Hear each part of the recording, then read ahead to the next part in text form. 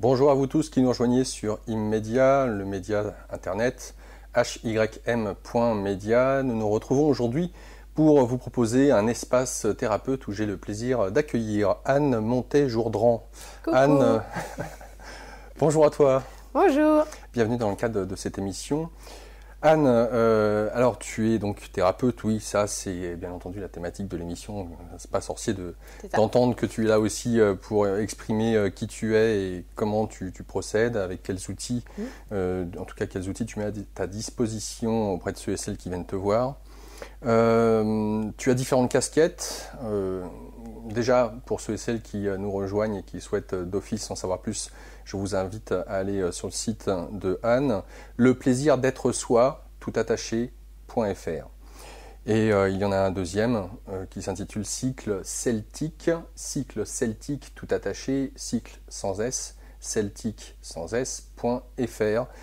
Voilà pour les deux sites internet. L'occasion donc de découvrir qui tu es, ce que tu proposes, à savoir de la méditation pleine conscience, de l'hypnose, le tirage Béline, intéressant, harmonisation énergétique et bon nombre aussi d'événementiels, puisque tu fais une fois par mois des conférences notamment.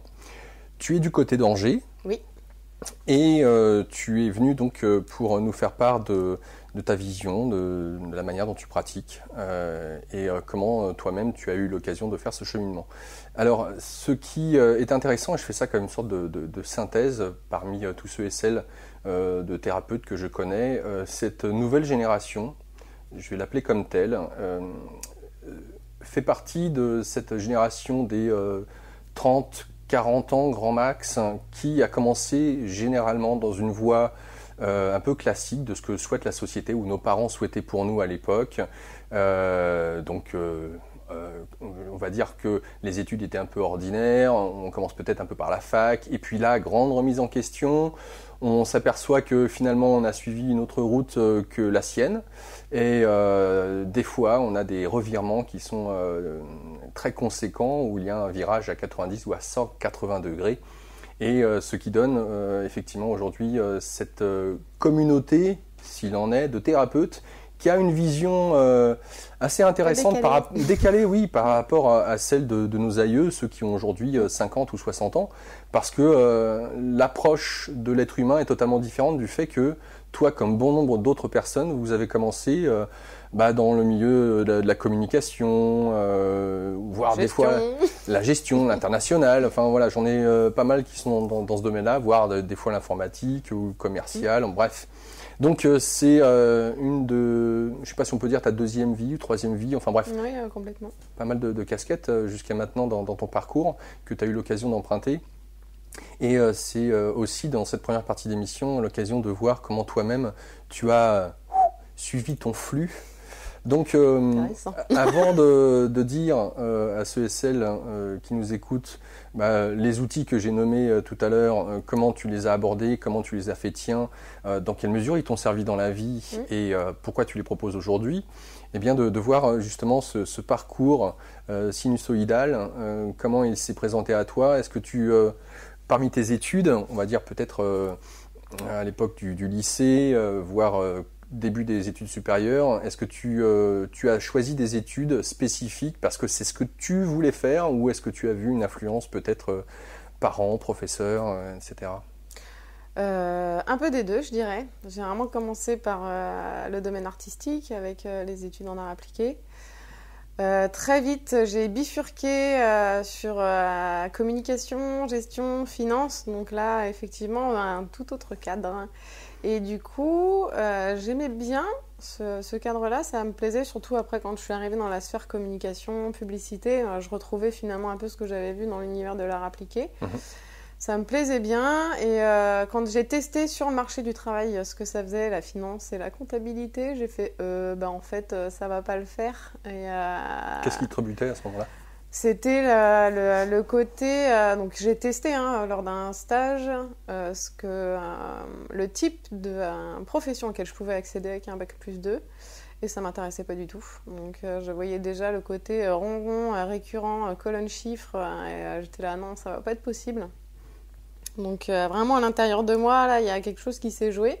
Ce qui m'a fait bifurquer sur la 3e année en communication, du coup, parce que je me rendais bien compte que soit j'allais jusqu'à l'expertise comptable, et là j'avais un boulot réellement intéressant pour moi, soit j'allais clairement me faire chier. Donc je fais non, ça va pas être possible. Donc j'ai bifurqué, et après je suis rentrée dans le milieu du travail. Là, une fois de plus, j'ai vraiment suivi le flux de ma vie. Enfin, j'ai toujours été très connectée à mon intuition. Et c'est OK pour moi et c'est pas OK. Donc, j'ai toujours Qu'est-ce que tu veux dire par là, c'est OK, c'est pas OK? Je sens la dimension où oui, je vais m'épanouir, oui, je m'éclate dans ce que je fais, ou non, je m'éteins. D'accord. Et du coup, j'ai toujours suivi le fil où je restais allumée quelque part à l'intérieur de moi. Et donc, ça m'a emmenée dans plein de boulots différents. Ça m'a emmenée dans de la vente, ça m'a emmenée dans des métiers plus en lien avec de la bureautique, ça m'a emmenée dans l'informatique, création de sites internet, dans le graphisme. Donc voilà, il y a eu plein de domaines. Et ça m'a emmenée sur le côté des DJ, sur l'événementiel, que j'ai fait pendant plusieurs années. Dans le domaine associatif? Domaine associatif, oui. Et à l'âge de 27 ans, un bilan de compétences m'a emmenée sur l'hypnose. Donc c'était à l'époque un côté assez mystérieux pour moi. Donc j'avais vraiment déjà à cette époque-là, oui, ouais. Donc il y a 15-20 ans, ouais. L'hypnose n'avait pas l'aura qu'elle a aujourd'hui et était encore considérée un petit peu comme l'hypnose associée à l'hypnose de spectacle. Spectacle et film, vraiment était dans l'inconscient collectif sur quelque chose de très... Avant qu'on revienne à l'hypnose, j'aimerais te demander la voie que tu as suivie en dehors de cette branche artistique qui est là, avec la communication qui pouvait s'y ajouter. On note en même temps quelque chose qui est complémentaire, qui peut l'être en tout cas, à savoir la branche gestion, chiffres, donc le côté un peu matheux qui arrive là, parce que dès le moment où on voit que tu t'es posé la question de dire tiens, est-ce que je vais à l'expertise comptable, c'est qu'on est quand même loin du domaine artistique au sens large. Là, la créativité, elle est loin. Et j'aimerais savoir quelle était ta vision du monde à ce moment-là. Et quand je parle de vision du monde, c'est-à-dire que ce que tu proposes aujourd'hui dans le cadre du développement personnel, de la connaissance de soi, est quelque chose qui forcément amène une certaine vision holistique du monde, globale, qui sort de la dualité. On va avoir l'occasion vraiment d'approfondir ça. Or, pour aborder tous ces domaines, il s'agit d'avoir une ouverture d'esprit, de cœur, qui soit, mon Dieu, large et vaste. Et on va voir le chemin que tu as parcouru pour sortir de la vision un peu binaire du monde qui nous a été inculqué par nos parents et la société. Donc voilà, je voudrais revenir à cette part-là de toi. Dans quelle mesure est-ce que aujourd'hui tu te vois avoir été une jeune femme peut-être est-ce que tu t'intéressais à tout ce qui avait trait au développement personnel, à la spiritualité, le sens de la vie, toutes ces questions d'ordre, je ne sais pas si on peut parler métaphysique ou spirituel, mais est-ce que ça faisait partie de ton quotidien ?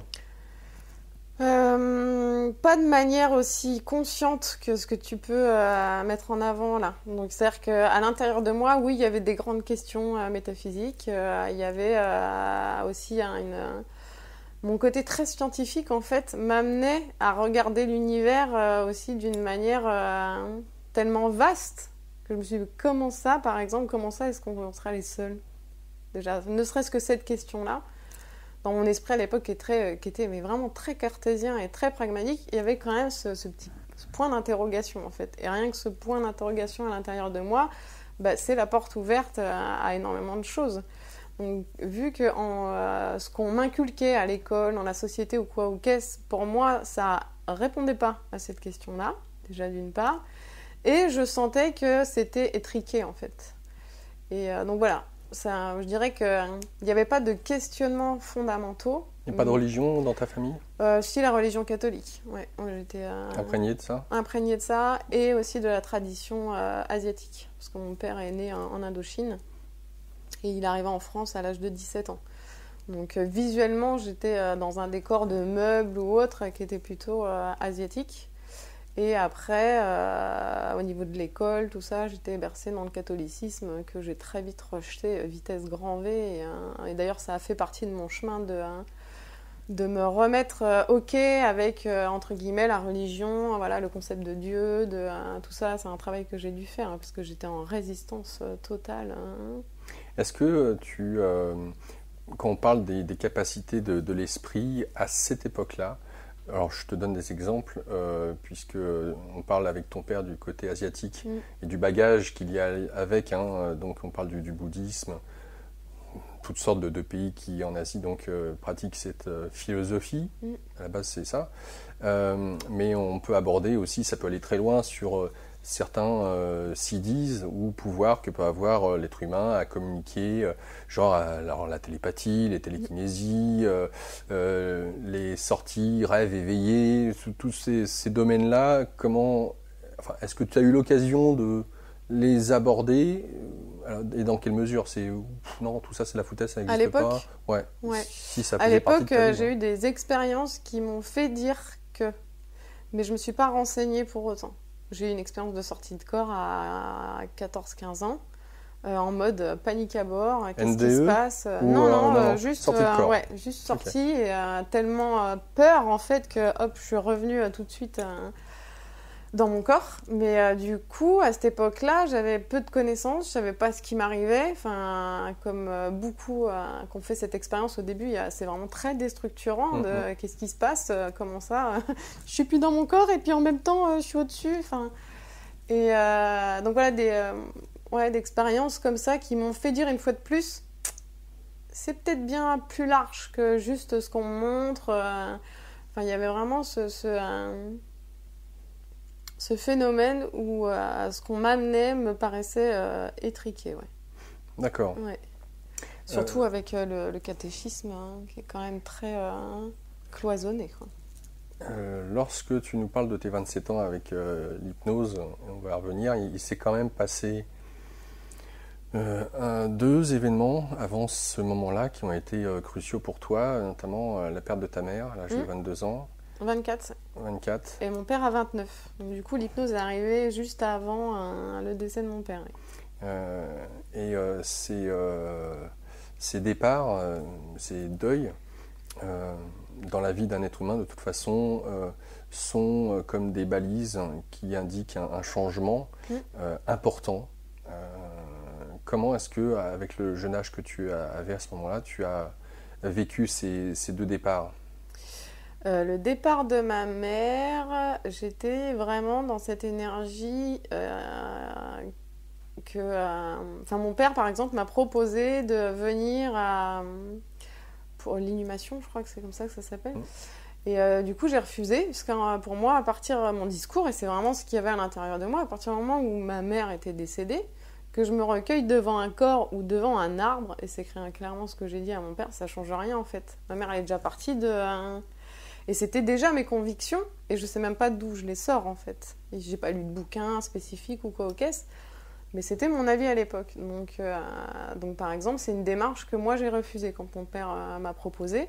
En plus que c'était mélangé au côté égotique où moi j'ai pas envie que les gens ils me voient, j'ai pas envie de pleurer devant les gens, tout ça, il y avait un côté très pudique dans mes émotions que je me sentais pas du tout. J'avais 24 ans, j'avais pas du tout les armes entre guillemets pour faire face à tout ce qui se passait à l'intérieur de moi, parce que c'était un tsunami, mais que j'étais pas capable de regarder à l'époque.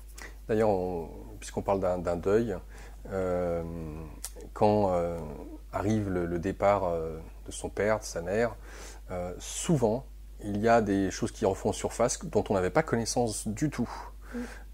Et qui peuvent nous aider à prendre une autre mesure de la vie, de l'incarnation, à savoir tout ce qui a trait au transgénérationnel. Est-ce que pour toi, ça a été le cas? Transgénérationnel, moi je me suis tournée dessus des années après. Donc assez récemment, il y a peut-être 2-3 ans. Donc dès le départ, quand ma mère est décédée, je ne me suis pas tournée là-dessus. Moi je suis allée dans les profondeurs. Donc j'ai pris le chemin de l'autodestruction. Et après, je suis remontée. Donc, c'est sur cette remontée que là, les portes ont commencé à s'ouvrir, qu'il y a eu des compréhensions, qu'il y a eu des apports, qu'il y a eu un développement personnel, voilà, qui est venu me prendre, mais après la descente. Alors, je reviens à ce moment-là sur l'hypnose, puisque l'hypnose est arrivée dans ta vie avant le départ de ton père. Et c'est important pour ma part, en tout cas, de saisir ce qui te porte, ce qui t'anime, ce qui te fait vibrer. L'hypnose, pourquoi l'hypnose? Parce que s'il s'agit d'aborder un outil thérapeutique, surtout à l'époque, puisque aujourd'hui tu as 40 ans et que là on reparle d'une période où tu as 27 ans, donc il y a quand même de l'eau qui a coulé sous les ponts. Un chouïa. Ouais. Donc si j'amène ce regard-là, c'est pour dire qu'est-ce qui a pu t'emmener vers l'hypnose, alors que de prime abord, des outils, dans le cadre du développement personnel, il y en a plein, déjà d'une part, et à l'époque, l'hypnose n'avait pas l'aura qu'elle a aujourd'hui. Ben, moi, comme je disais tout à l'heure, c'est un bilan de compétences proposé par la NPE qui m'a emmenée sur l'hypnose. En fait, ça m'a emmenée, voilà, on remplit plein de tests, psychotechnique, machin, tout ça, et ça m'a emmenée soit sur professeur de yoga, soit sur hypnose. Donc, j'étais un peu interloquée du résultat. Je savais que le yoga, ça m'intéressait pas plus que ça dans une démarche professionnelle. Donc, je suis allée rencontrer ce que l'hypnose racontait. Donc, il y avait aussi beaucoup ce truc très curieux, en fait. Parce que j'avais, comme tout le monde, cet inconscient collectif qui allait mettre cette notion de pouvoir, cette notion de truc un peu magique, comme on voyait dans les films ou en hypnose spectacle. Et du coup, il y avait un côté qui me plaisait là-dedans, parce que du coup, ça me mettait un peu en marge de la société, quelque chose que j'ai aussi toujours nourri dans ma personnalité. Et forcément, ça me plaisait bien. Et en même temps, ça faisait un peu peur. Donc, je suis allée rencontrer le formateur. Voilà, j'ai posé beaucoup de questions. Et puis moi, il y avait ce côté aussi dans ma structure, j'aime bien aller vite. Et du coup, c'était une formation en 3 ans. Je dis, 3 ans, c'est bon, 3 ans, on peut faire en 2 ans. Hein. Donc voilà, j'ai proposé, il a disposé, il a dit oui. Et donc du coup, j'ai vraiment raccourci la formation. Et j'ai fait la première et la deuxième année en un bloc. Et c'était super intéressant. Enfin, je suis arrivée là-dedans, je ne comprenais rien, je débarquais. Qu'est-ce qui t'a le plus étonné le pouvoir du cerveau. C'est vraiment ce que je suis allée toucher. Et c'est vraiment là où je suis extrêmement contente dans mon chemin. C'est d'être arrivée sur les sphères de l'énergétique, du multidimensionnel, après avoir fait une formation sur l'hypnose, donc après avoir mesuré clairement la capacité du cerveau de créer et de générer, que ce soit une sensation, une pensée, une émotion, et par extension la réalité et tout ce qui s'ensuit, quoi. Ouais, alors c'est intéressant que tu aies fait mention du cerveau comme terminologie et pas de la conscience ou de l'inconscient, qui sont des termes, une terminologie très présente dans le cadre de l'apprentissage de ce qu'est l'hypnose. Ouais. Pour moi, c'est la même étiquette. Enfin, c'est plusieurs étiquettes, mais qui sont la même. Donc, on parle d'hypnose ericksonienne ou autre? Traditionnelle. C'est quoi là? Tu pourrais faire la distinction? Du coup, c'est ce qui est arrivé un peu avant l'hypnose ericksonienne. Et l'hypnose ericksonienne a vraiment un peu plus dérivé vers tout ce qu'on entend parler à la PNL. Programmation neurolinguistique. Ouais, c'est ça. Oui, il y a une grosse base d'hypnose ericksonienne dedans. Voilà, donc moi je suis vraiment traditionnelle, et aujourd'hui j'ai marqué traditionnelle intuitive parce que j'ai vraiment engrammé la technique, et du coup elle est devenue très intuitive. Et avec les capacités qui sont réveillées derrière, en fait, je me branche à la personne, et ce que la structure a besoin d'entendre dans la séance, et dans la partie thérapeutique, c'est là où je vais actionner ce bouton-là, quoi. On y reviendra certainement durant l'émission. Donc, cette formation que tu fais en 2 ans, qu'est-ce que t'a permis d'apprendre sur toi, l'hypnose? À toucher mes limites. Ouais. Parce que, forcément, quand on se forme, on expérimente. Et quand on expérimente, on touche ses limites aussi. Enfin, moi, c'est ce que je suis allée rencontrer. C'est pourquoi moi, j'arrive pas à passer cette barre-là. La personne à côté de moi, elle la passe. Donc, j'ai vu en fait un peu où je me situais par rapport aux autres en termes de développement personnel. Comment j'étais bloquée finalement dans mon truc et enfermée à l'intérieur de moi. Et du coup, ça m'a amené des outils, ça m'a permis d'avancer. C'est pas dans toutes les formations que j'ai faites, c'est pas la formation qui a vraiment provoqué ce que moi j'appelle aujourd'hui un peu le switch, vraiment l'ouverture. C'est pas la formation d'hypnose. L'hypnose, je peux plus dire, voilà, je suis allée vraiment toucher des outils hyper intéressants, hyper concrets, pragmatiques, et en ça, c'est d'une richesse phénoménale. Mais en termes d'expérimentation, je me suis heurtée à mes propres murs, en fait. Avec voilà, si je regarde dans le rétroviseur, c'est ce que ça donne, c'est mes limites que je suis allée rencontrer. En même temps que mes capacités à apprendre, voilà, je suis allée aussi rencontrer du positif chez moi. Mais en termes de développement personnel, c'est voilà, le pouvoir de l'hypnose, enfin la capacité de l'hypnose à aider les gens et mon incapacité à m'aider moi-même. À cette époque-là, en tout cas. Ton père, donc le décès de ton père arrive quasiment 2 ans après, ouais, à peine. Donc après, où on va dire entre le moment où tu termines ta formation sur l'hypnose, c'est quasiment à ce moment-là que... Quasi, oui. Ouais. Donc c'est quand même un deuxième coup, à peine 30 ans. C'est ça. Donc, alors c'est intéressant parce que justement pour faire face, si on peut dire, à cet autre deuil à effectuer, autant par rapport à ta mère, tu nous dis le voyage de la descente et de la remontée, autant par rapport à ton père, il y a en même temps un outil que tu viens d'apprendre, que tu viens de développer et qui aborde toute la sphère de l'inconscient, du conscient, du pouvoir de l'esprit. Comment peut-être tu t'en sers ou tu ne t'en sers pas? Est-ce que tu penses que ça t'a aidé peut-être à accueillir le départ de ton père? Je pense pas. Je pense qu'à l'époque, j'étais dans un profond déni. Donc, du coup, ok, j'engramme la technique, je suis technicienne, j'ai la capacité mais j'ai pas l'ouverture de cœur. Donc, où elle est assez minime ou vraiment dans une sphère très réduite autour de moi. Donc, je pense que vraiment à cette époque-là, j'étais plus dans je veux pas voir. Et j'ai continué la descente. Et du coup, c'est quelques années après, mais pas longtemps après. Derrière, ça a mis peut-être 1 ou 2 ans à vraiment commencer à bouger profondément. Parce que je me suis retrouvée sur mon chemin, on rejoint un peu ce que je disais tout à l'heure, le côté je m'éteins, je m'allume à l'intérieur de moi. Et sur mon chemin, il m'est arrivé des choses, des signes, entre guillemets, qui m'ont dit attention, t'es en train de foncer dans le mur. Et ce signal, en fait, il y a des warnings, t'es en train de foncer dans le mur, là, ça m'a fait réagir.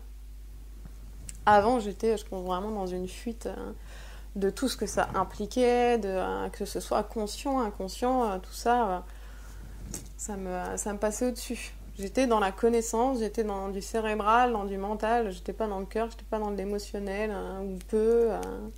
Est-ce qu'à ce moment-là, tu t'étais mis avec la praticienne, casquette, hypnothérapeute, ton cabinet parce que entre le moment où tu nous parles du milieu du spectacle dont tu venais, parmi les différentes casquettes, et ça a été ta dernière casquette, si on peut dire, dans le milieu associatif, est-ce que tu t'es mis, une fois la formation terminée, dans justement thérapeute, hypnothérapeute, avec l'accueil des clients, ou alors du fait d'avoir le décès de ton père, dans quelle mesure aussi peut-être la pratiquer, cette technique ou cette pratique, je ne sais pas. Donc comment tu as géré ça? Alors oui, je me suis mise en professionnel tout de suite derrière quand j'ai fini ma formation. J'étais formatrice aussi, j'ai aidé mon prof tout de suite. Mais je suis très dans l'expérimentation. J'expérimente. Donc du coup, très vite, j'ai ouvert le cabinet et effectivement, je me suis fait rattraper par la machine d'essai en série. Et donc mon père décède. Lorsque mon père décède, j'apprends qu'en fait la succession de ma mère n'avait pas été gérée. Donc j'avais 2 successions à gérer, plus une 3e, celle de ma grand-mère. Donc en gros, j'ai croulé sous la machine administrative en même temps qu'émotionnelle. Et là, j'ai fait monter un cabinet, on verra ça plus tard, parce que là, le focus, il est ailleurs, c'est pas possible. Donc, je sais plus quelle était ta question, mais je crois que j'y ai répondu. Oui, tout à fait, donc voilà, je suis passée en pro, mais très vite, je me suis fait rattraper par cette machine, de grosse fracture de vie qui m'est arrivée en pleine tête.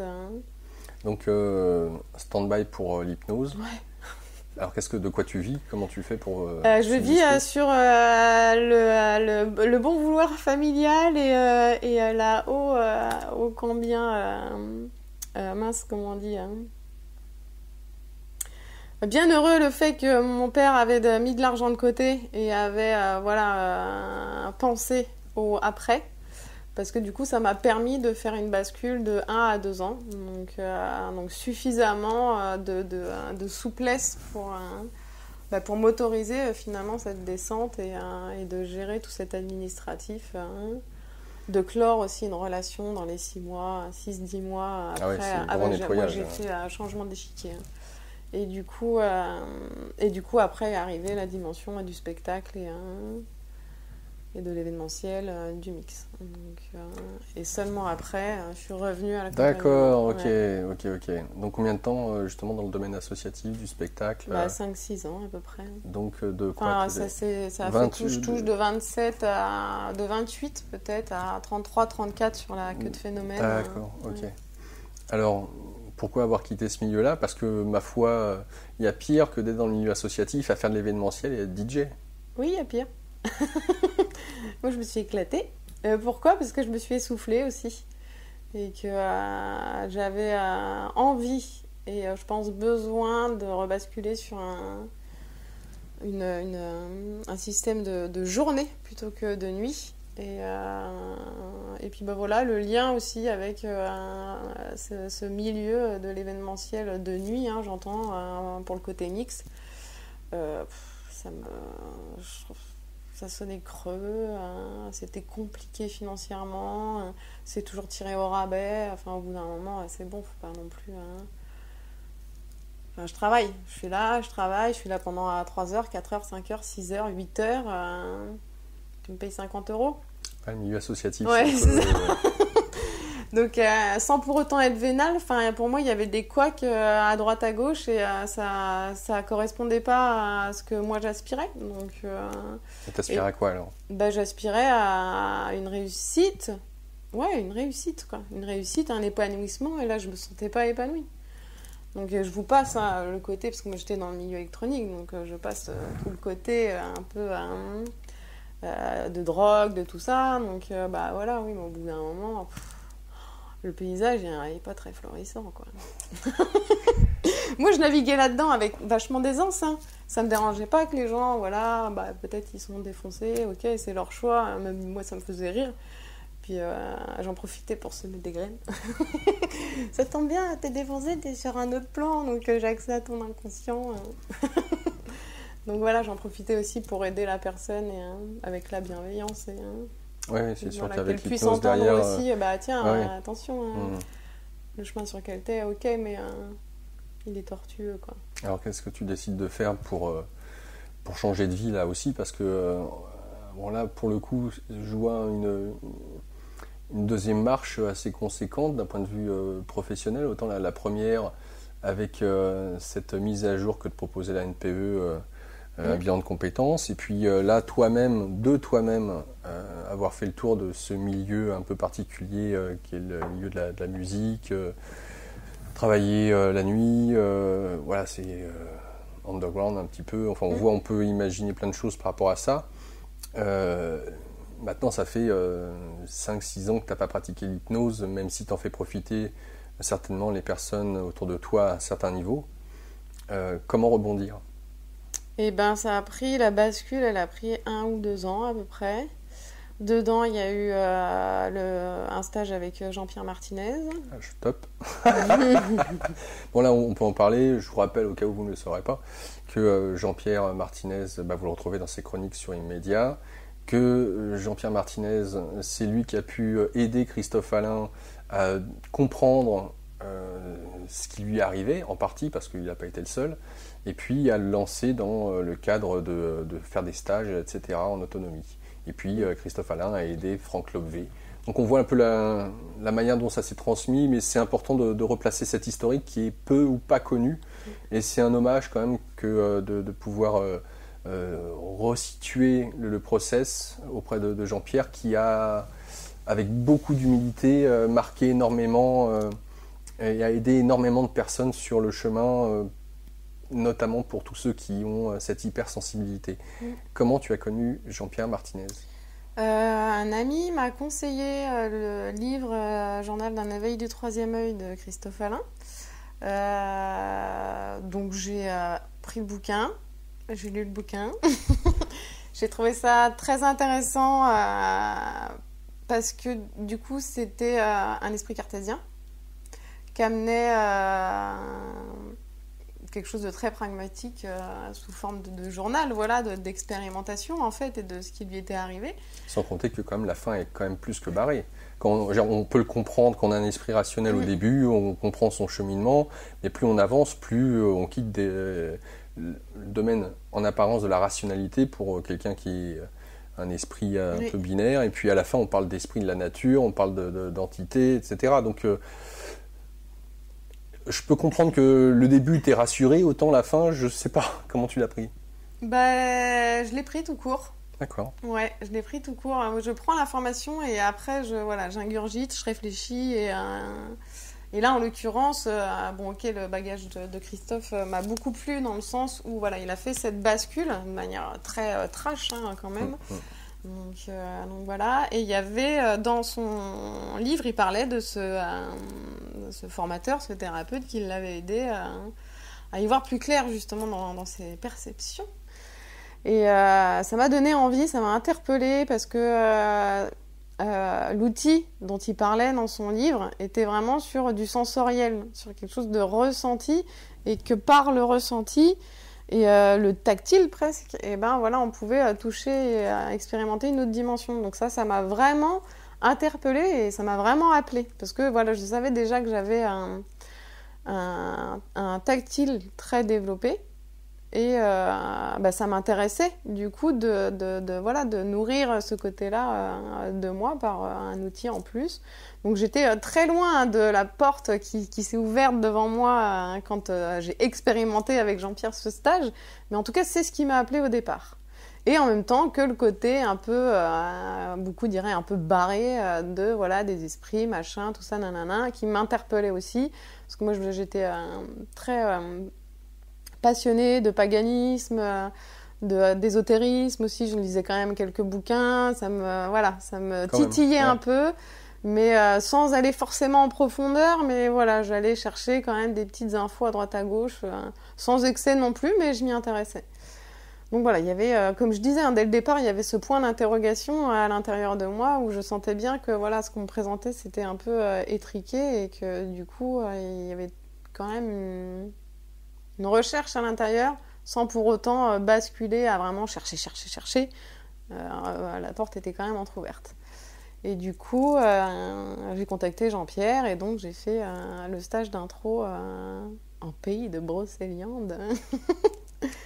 En plus, ouais. Donc, c'est une des choses aussi qui a fait encore plus, je signe, j'y vais.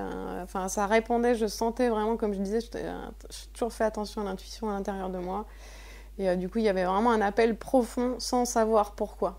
Donc les arguments, c'était c'est tactile, je vais augmenter ça, ça va être très bien, nanana, mais je percevais aussi qu'il y avait quelque chose de beaucoup plus profond. Et alors, qu'est-ce qui s'est passé ? C'était beaucoup plus profond.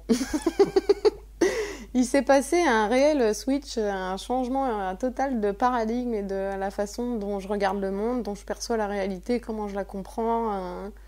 Au début, c'était extrêmement déstructurant. Je suis vraiment passée d'un monde à l'autre et du coup, il a fallu que j'ai tout un travail d'expérimentation et de réflexion pour comprendre, pour avoir un référentiel attends, mais qu'est-ce qu'il dit ? Je comprends rien. Et voilà, pour c'est-à-dire comprendre tous ces concepts. Entre l'expérimentation des sensations, ça marchait, tu captais les choses. Mais... Alors je captais sans capter aussi. Puis moi j'arrivais avec mon bagage d'hypnose. Oui, mais le cerveau, tu lui dis bien ce que tu veux. Lui, s'il a envie, il va faire et puis il va créer. Et aussi avec cette connaissance de un peu la dynamique de groupe, de ce que ça peut générer, de tout ça, je l'avais en connaissance. Ouais. Donc du coup, j'ai vécu le stage avec toutes mes résistances aussi. Et en même temps, c'est là où Jean-Pierre a été vraiment fabuleux, c'est qu'il a su passer comme ça à travers ma structure et passer par la porte de derrière, je dirais en fait. Et ce qui m'a permis, en fait, de passer la barre du simple mental qui vient poser ses résistances et qui dit « Ah, mais non, c'est n'importe quoi ». Donc, tu avais eu quand même besoin d'avoir des explications pour parler à ton mental et pouvoir comprendre ce que tu ressentais à travers les des exercices du stage. explications, un référentiel et puis énormément d'expérimentation derrière pendant 1 an, 2 ans.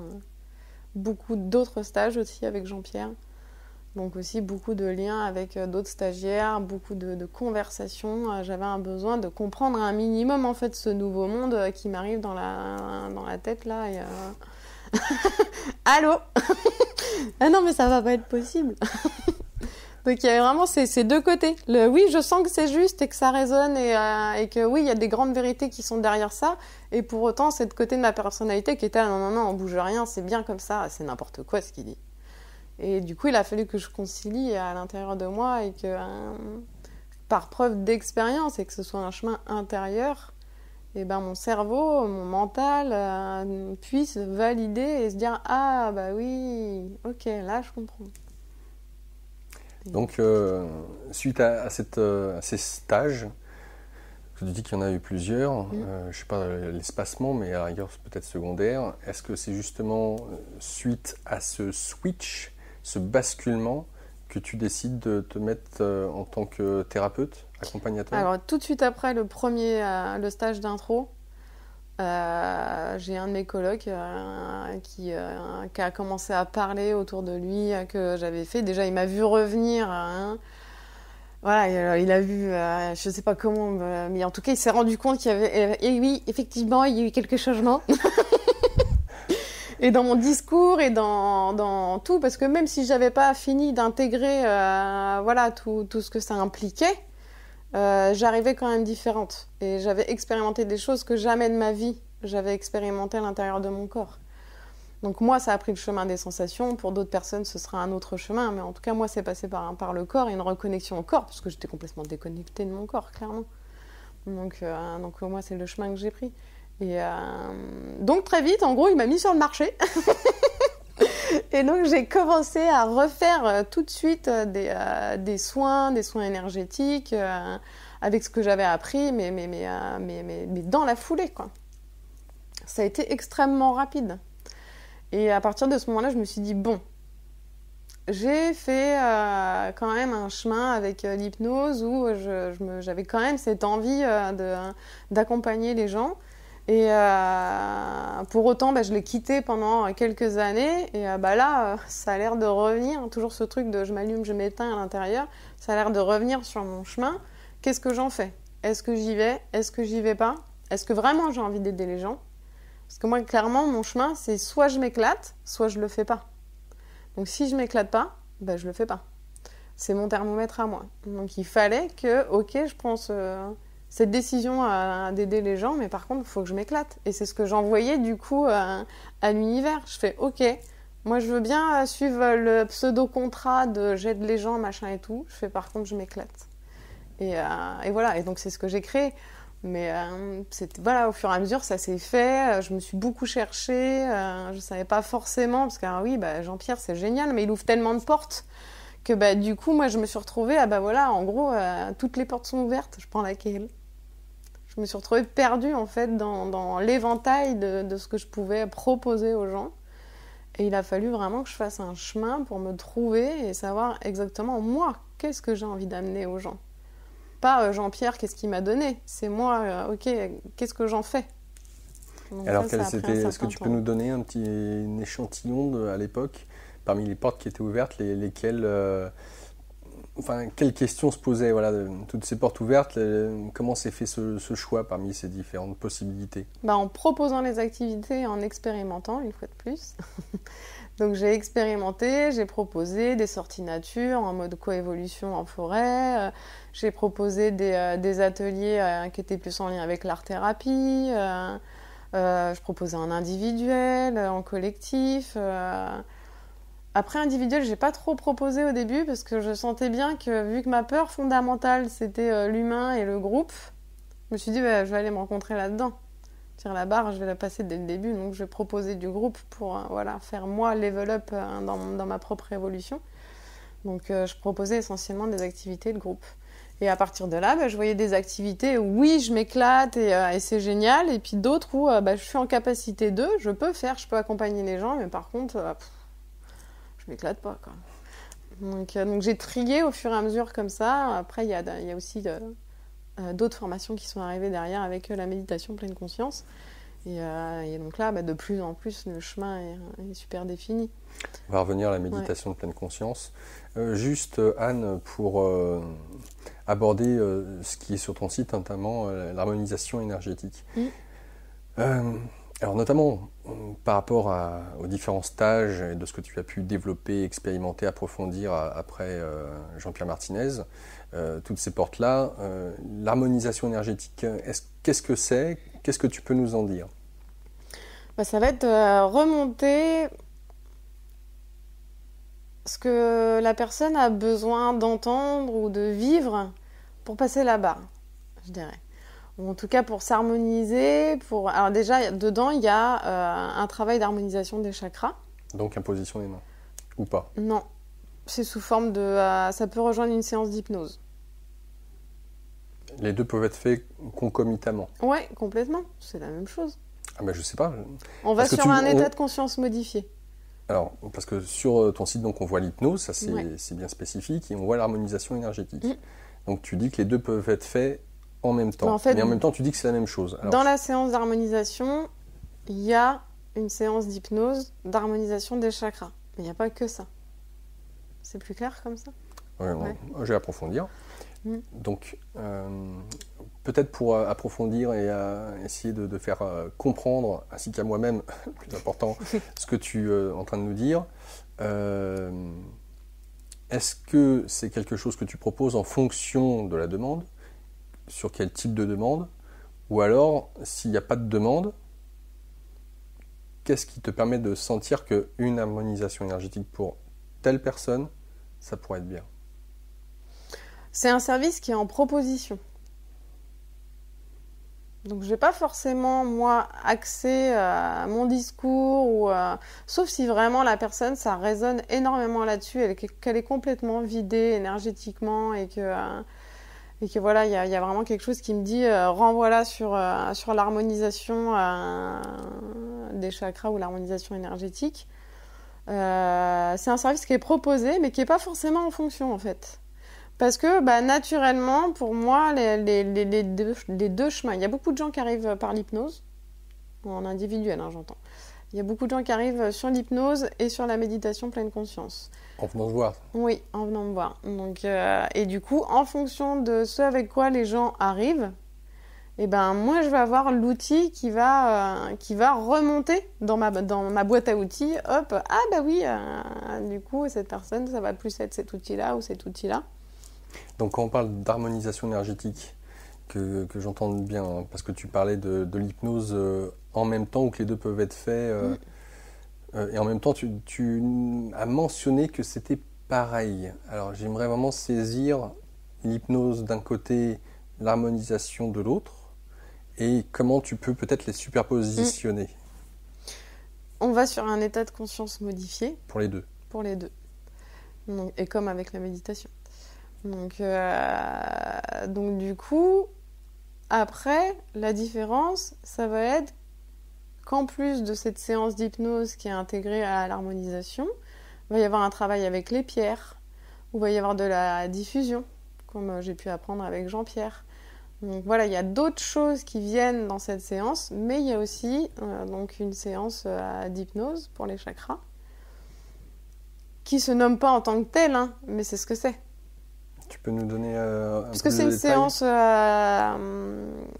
que moi j'ai trouvée sur Internet à la base, que j'ai expérimentée pendant un certain temps sur moi. Mais clairement, même s'il n'y a pas marqué séance d'hypnose, c'est ce que c'est. C'est une séance d'hypnose. Donc on va pas me la faire, je la connais, la technique. Donc du coup, c'est une séance d'hypnose. Enfin, voilà, noir sur blanc. Donc, sauf que ça parle de chakras, c'est comme un rêve éveillé, si on préfère. Et le but du jeu, ça serait de quoi alors, quand tu fais cette séance d'hypnose et d'harmonisation? D'harmoniser la personne, de vraiment remonter, réaligner la structure, Alors, quand tu parles au de niveau structure... des chakras. Ok. En l'occurrence pour celle-là, parce qu'il y a plein de façons de la réaligner, mais là c'est un travail sur les chakras. Et si derrière il y a tout ce qui est système de diffusion, tout ça, là on est plus sur de la décristallisation. Donc ça aussi, ça va fluidifier en fait toutes les circulations d'énergie dans le corps pour la personne. Donc c'est un travail global. C'est pour ça que je dis il n'y a pas que la séance d'hypnose sur cette harmonisation énergétique. Effectivement, il y a une séance d'hypnose dedans qui fonctionne du feu de Dieu pour l'avoir expérimenté. Je vois bien qu'il n'y a pas que ce plan très pragmatique qui est en action. Donc voilà, dans cette harmonisation des chakras, oui, c'est une séance, mais bon, c'est une séance qui va à un endroit et qui fait quelque chose. C'est pas inopérant, quoi. Ok, donc si j'entends bien tes propos, c'est une manière de, en fonction de, alors qui est ou pas demande, si j'entends tes propos, d'accueillir la personne et de lui redonner, entre guillemets, de l'énergie, de pouvoir réaligner, en tout cas, les chakras, donc les différents corps, mental, émotionnel, énergétique, spirituel et autres.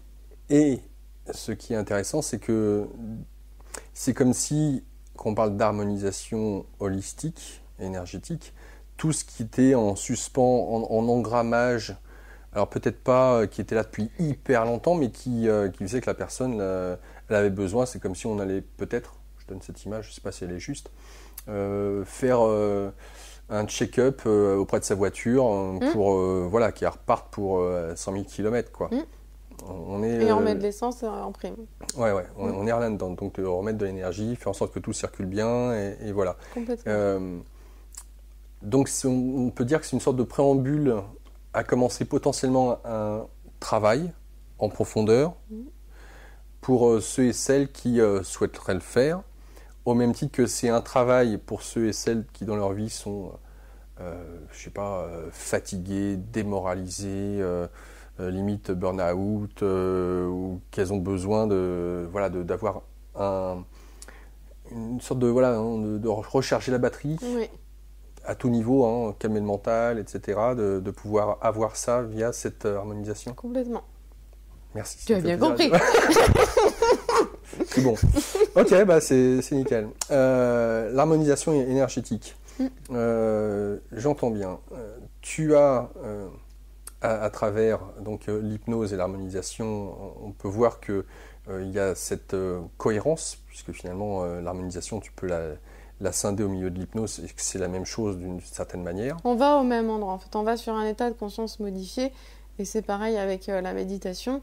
Les chemins sont différents, mais pour aller en fait toucher cet inconscient et cette partie un peu sous-jacente de l'iceberg. Est-ce à dire que chacun d'entre nous a des limites ou des barrières, des armures qui sont plus susceptibles de résister en armure à l'hypnose, à la pleine conscience, mais par contre l'harmonisation, c'est plus facile. Voilà, pour chacun, ça va prendre un chemin différent. D'accord. On peut avoir des résistances avec la méditation et pas avec l'hypnose. On peut appeler l'hypnose relaxation. Il y a plein de chemins, mais en fait, le mental, il va poser ses résistances là où il a envie, en fonction de ce qu'il a vécu aussi, et de ses limites aussi. Et Dieu, heureusement qu'on a des limites aussi, parce que sinon on se fondrait tous les uns dans les autres. Mais du coup, voilà, c'est prendre des chemins de sémantique ou de vocabulaire qui sont différentes, mais pour aller au même endroit. Après, entre l'hypnose et la méditation, je fais quelques nuances. Moi, j'en parlerai peut-être après. Mais du coup, on va de toute façon sur un état de conscience modifié. Et de cet état de conscience modifié, on va venir travailler avec les différentes sphères de l'humain. Alors, on va approfondir ça. Juste pour revenir sur l'hypnose, parce que tu m'en donnes l'opportunité, quand on parle de l'hypnose, en tout cas telle que tu la pratiques, là aussi pour ceux et celles qui viennent à toi, est-ce qu'il y a réellement des demandes spécifiques en disant voilà, bonjour mademoiselle, j'aimerais pouvoir avoir de l'hypnose parce que bouche à oreille a fait que, voilà. Mais à quelle fin? Qu'est-ce que peut t'aider à faire l'hypnose auprès de ceux et celles qui viennent te voir? Généralement, on te la demande pourquoi? En ce moment, ça va être perte de poids, ça va être tabac, ça va être quelqu'un qui m'a appelé l'autre jour pour des peurs, par rapport au fait de... Ouais, phobie à la conduite. Donc pour passer le permis, c'est un peu compliqué. Donc, ouais, ça va jouer, phobie, tout ce qui est maladie psychosomatique aussi, on va pouvoir agir dessus, les douleurs chroniques. Quoique moi, par exemple, alors là, on est sur un cas typique. Les douleurs chroniques, on va avoir différents choix dans les outils. L'hypnose va être efficace, la méditation va être efficace. Quelqu'un qui arrive dans mon cabinet et qui me dit ben voilà, j'ai des douleurs, qu'est-ce qu'on peut faire j'aurais plus tendance à l'emmener vers un chemin de méditation pleine conscience. Je sais que les deux outils vont être opérants, efficaces, mais je l'emmènerai plus, moi, sur la méditation pleine conscience plutôt que sur un travail avec l'hypnose. Pourquoi ? Parce qu'on rentre dans un accueil de cette douleur et on vient voyager avec elle et on vient se mettre en lien avec elle et l'accueillir dans tout ce qu'elle est et tout ce qu'elle nous raconte. Là où quelque part l'hypnose c'est un trajet qui est un peu différent, on va plus chercher à taire. Et c'est deux chemins différents dans la psyché qui vont pas au même endroit. Et donc je préfère moi amener les gens sur une démarche d'accueil profond. Conscientisation. De ce qui se passe à l'intérieur plutôt que de mettre un chapeau sur un... Je grossis le truc. L'hypnose, c'est pas vraiment mettre un chapeau dessus. Oui. Mais bon, il y a une profondeur en tout cas pour un travail avec la douleur. Et le stress, c'est pareil. Tout ce qui est problématique liée au stress, je vais avoir plus tendance à emmener les gens vers la méditation à des fins d'autonomie. Je reviens donc sur l'hypnose. Tu disais perte de poids. Alors, c'est intéressant que... alors qu'est-ce que ça peut nous vouloir dire, à savoir utiliser l'hypnose pour perdre du poids? Est-ce à dire que tu vas faire en sorte via l'hypnose que la personne mange moins ou que sa dépendance au sucré, à l'alcool soit réduite ou alors c'est vraiment des injonctions qui vont permettre à la personne réellement de perdre du poids sans qu'elle modifie quoi que ce soit? C'est tout ça à la fois. Alors, il y a des personnes qui arrivent clairement avec la carte posée sur la table, je suis addict au sucre et est-ce qu'on peut travailler là-dessus? Donc là, effectivement, ça va être un peu la même typologie que pour travailler avec le tabac, c'est-à-dire qu'on est sur un phénomène d'addiction. De toute façon, l'hypnose, c'est de la thérapie brève. Donc, qu'importe la problématique, on n'est pas sur des 2 ans, 3 ans, 4 ans. Je vais expliquer pourquoi je dis ça. Je te laisse terminer. Donc, sur la perte de poids, ça peut être tout ça à la fois? Ouais, ça peut être tout ça à la fois, dans le sens où pourquoi la personne garde son poids? Qu'est-ce qui la dérange le plus? Et des fois, ça peut renvoyer sur de l'émotionnel. Des fois, ça va renvoyer sur cette addiction au sucre. Il y a toujours un message derrière. Donc, que ce soit conscient pour la personne ou pas, moi, j'ai pas besoin qu'elle en ait conscience. Qu'elle en ait conscience pour travailler dessus. Donc, j'ai besoin pour elle d'avoir des résultats. Donc voilà, après, les personnes, quelque part, quand elles en sont là, par la porte ou par la fenêtre, en fait, ce qu'elles veulent, c'est que ça bouge. Donc, dans un sens ou dans l'autre. Oui, mais ce qui est intéressant peut-être avec l'hypnose, c'est qu'on veut que ça bouge, mais sans peut-être imaginer les conséquences, parce qu'il y a toujours des conséquences de nature hors du vide. C'est-à-dire que, oui, je veux maigrir, mais il va y avoir forcément peut-être, je te laisse développer, mais des impacts sur sa manière d'être au monde, sur sa relation avec son compagnon, sa compagne, cadre professionnel, enfin voilà, c'est l'effet domino. Ça bouge, oui, la structure, de toute façon.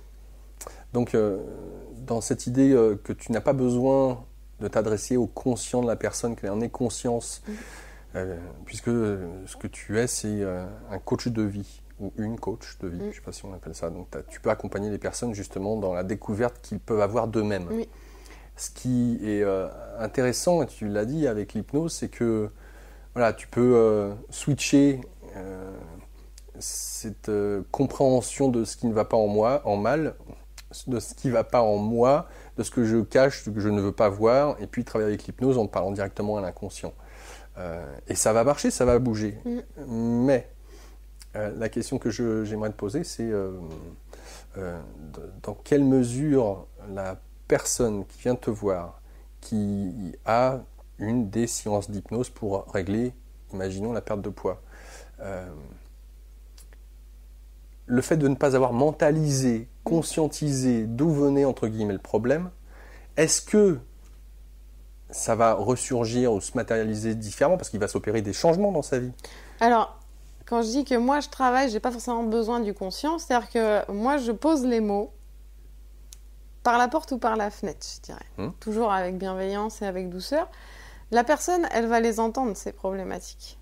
Elle va les entendre, les solutions. Mais très souvent, c'est standard, hein. On tourne la tête. Et du coup, on veut pas voir ou on veut pas entendre. Mais moi, je l'ai dit, les choses. C'est là peut-être la petite nuance. C'est-à-dire que je vais pas faire le snake, tu vois, et passer sur le côté. Attends, faut pas qu'elle me voie. Je vais aller tricoter dans son inconscient sans qu'elle s'en rende compte. Ça, c'est pas du tout moi. Moi, j'arrive vraiment, je pose carte sur table et... En conscience, donc elle sait. En conscience, elle sait, elle entend. Après, qu'elle fasse le chemin de je veux pas voir, je veux pas entendre, c'est ok. Ça m'appartient plus après. Mais par contre, je suis plutôt partisane, moi je pose carte sur table en général. Donc tout ce que je relève et les problématiques que je note ou quand je vois que ça ricoche sur telle ou telle chose, sur le rendez-vous d'une heure, à un moment donné, c'est placé. Donc la personne l'entend, que ce soit dans la séance d'hypnose ou en dehors. D'accord. Après, elle fait le choix en son âme et conscience ou pas, d'entendre ou pas et de retenir ou pas. C'est là où d'ailleurs enfin, moi ça me fascine. Parce qu'on est tous pareils hein, là-dessus. On a une capacité au déni et à tourner la tête qui est juste hallucinante. Et forcément, quand je le vois chez les gens, je trouve ça marrant aussi. C'est mignon. Voilà. Puis ça n'empêche pas, c'est ce que je dis, ça n'empêche pas le travail de se faire. Si la personne, elle doit se guérir, si elle doit faire ce chemin-là, ça se fera de toute façon. Que ça passe par moi, que ça passe par elle ou par quelqu'un d'autre qui fait je sais pas quelle technique, ou même en dehors du chemin du développement personnel. Si la personne, elle doit évoluer, elle doit toucher ça, elle fera le chemin. Ok. Qu'est-ce que vient faire le tirage Béline dans cette histoire? Ah ouais, alors ça, moi aussi, je me suis demandé. Parce que quand on aborde avec Jean-Pierre et tout ce que ça implique, Jean-Pierre Martinez, hein, bien évidemment, tout ce qui a trait au fait de ressentir les énergies, de communiquer avec les énergies, etc. Je dis, pourquoi utiliser un jeu? Alors, tirage Béline, dans le sens où le tirage Béline est un jeu de cartes, donc on parle d'oracle. Pourquoi utiliser cet oracle? Alors là, c'est mon trajet personnel avant Jean-Pierre qui a joué. En fait, quand j'étais adolescente, j'avais un compagnon et la maman de ce compagnon tirait les cartes. Et du coup, elle nous tirait des cartes comme ça, de manière ludique. On payait enfin rien du tout, c'était vraiment comme ça. Et ça m'a toujours beaucoup intriguée parce que, quand même, elle sortait des trucs qui étaient assez justes. Et naturellement, vers peut-être 20 ans, quand j'ai voulu m'acheter un jeu de cartes, comme il n'y en avait qu'un seul dont j'avais entendu parler, c'était celui-là. Donc j'ai acheté celui-là, et puis j'ai essayé. Et alors c'était complètement obscur pour moi. Les cartes me parlaient pas forcément. Ouais. J'étais là, ouais, bon, d'accord. Quelques années après, avec le bagage de l'hypnose, tout ça, c'était un peu plus fluide, mais bon, ça matchait pas plus que ça quand même.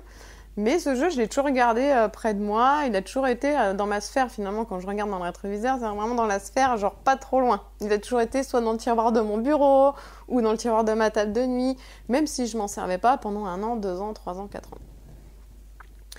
Et donc après arrive le stage de Jean-Pierre, l'intégration de tout ça. Et il y a peut-être un an ou 1 an et demi, je sais plus trop. J'ai une copine qui me dit « Ah, tu peux venir avec tes cartes et tout, machin. » Sauf que les cartes dont elle parlait, c'était les cartes de mon colocataire de l'époque. Donc je n'avais plus puisqu'il n'habitait plus à la maison. Je dis « Bon, je vais prendre mes cartes à moi. » Donc je prends l'oracle Béline et puis un autre jeu que j'aime bien qui s'appelle l'oracle des fées. Et j'arrive avec ces 2 jeux-là, et elle me dit « Bon, allez, vas-y, tire-moi les cartes et tout. » Je fais « Bon, alors je fais « écoute, on va faire ton prénom. Et pour chaque lettre de ton prénom, tu tires une carte. » Et là, je sais pas ce qui s'est passé, c'est devenu hyper fluide. En fait, mon référentiel que j'ai ingurgité et digéré toutes les années auparavant, est venu se fusionner en fait avec le jeu. Et c'est comme un plateau d'argent qu'on m'a amené ce jour-là. C'est tiens, maintenant tu sais faire ça. Enfin, c'était pas du tout prévu. J'étais pas non plus à me dire ah j'aimerais bien y arriver un jour ce jeu de cartes machin, enfin le truc c'était mais complètement sur la sellette presque. Sauf que ce jour-là, je me suis rendu compte que j'étais capable, je pouvais, c'était fluide, c'était d'une justesse implacable parce que du coup j'ai testé derrière. Parce que je me suis dit ok c'est ma meilleure amie, c'est facile. Des fois ça l'est moins. Oui mais bon, ça n'empêche qu'on connaît assez bien la personne, je la connaissais depuis l'âge de 15 ans. Donc je me suis dit, je vais quand même expérimenter avec d'autres types de personnes, des gens que je connais, des gens que je connais pas. Donc voilà, pendant quelques mois, j'ai vraiment testé à droite à gauche cette nouvelle capacité, entre guillemets. Et du coup, je me suis vraiment rendu compte que c'était hyper fluide. Donc je me suis dit, ok, donc, du coup, je le propose aux gens. Alors dans quel sens? C'est-à-dire que le tirage que tu fais... il a pour but de répondre à une question précise ou voilà, qu'est-ce que tu proposes comme... Alors c'est sous forme de portrait. D'accord. Donc j'ai gardé cette formule, on va vraiment partir du prénom de la personne. Après c'est vraiment un oracle qui a son caractère, entre guillemets, et du coup qui va peut-être répondre à une question si la personne a une question, mais en tout cas qui va mettre une carte sur table pour voilà ce que la personne a besoin d'entendre. Sachant que moi, clairement... j'ai fait tout un chemin pour me reconnecter à l'instant présent, pour arrêter de me projeter sans cesse dans le futur, dans le passé, et finalement jamais vivre cet instant présent. Moi, mon chemin, il a été celui-là. Donc aujourd'hui, quand j'aborde les cartes, c'est pas dans leur forme divinatoire. Je vais pas aller chercher le futur de qu'est-ce qui va se passer dans 6 mois, 1 an. C'est un instantané de... C'est un instantané de la psyché pour la personne aujourd'hui. Et pareil, c'est ce que je dis, si par rapport à ce qui vous est amené en information pendant cette séance et que pendant la semaine, les 15 jours qui suivent, vous bougez effectivement des choses qui ont été mises en avant par le jeu, vous revenez dans une semaine, 15 jours, le jeu il aura bougé. Et on sera sur la strate d'après. Ou alors ça n'a pas bougé, et il va vous ressortir la même chose, peut-être avec des cartes différentes, mais l'information sera la même. Donc voilà, l'oracle Béline, c'est vraiment la petite cerise sur le gâteau qui arrive de manière ludique et en même temps hyper efficace. Et je me suis posé la question aussi, oui, Jean-Pierre, pas besoin de support, machin, nanana. C'est bon, moi je trouve ça fun. Donc, tu t'amuses. Ouais, voilà, je m'amuse, c'est hyper fluide, c'est un super moment d'échange, de détente. L'accès aux informations pour moi est très fluide, très clair, donc pourquoi je m'en priverais et pourquoi je priverais l'autre finalement de ça alors que pour les deux c'est bénéfique. Alors c'est aussi ça qui est intéressant dans ce que tu as pu développer comme vision du monde, notamment après Jean-Pierre et puis tes propres expériences de ce qu'est ton rôle de thérapeute au regard de tous ceux qui viennent et de l'aspect du miroir. J'aimerais que tu puisses nous en parler parce que j'anime de temps en temps, 1 fois par mois, les rencontres de l'inconscient avec un thérapeute, et puis de constater que cette notion du miroir est encore mal comprise. En tout cas, d'avoir ta vision à toi. Qu'est-ce que tu as finalement? Les êtres humains que nous sommes, au regard de qui tu es, sont-ils toujours des miroirs ou certains le sont et d'autres ne le sont pas? Notamment dans le cadre thérapeutique, est-ce que là c'est peut-être plus spécifique?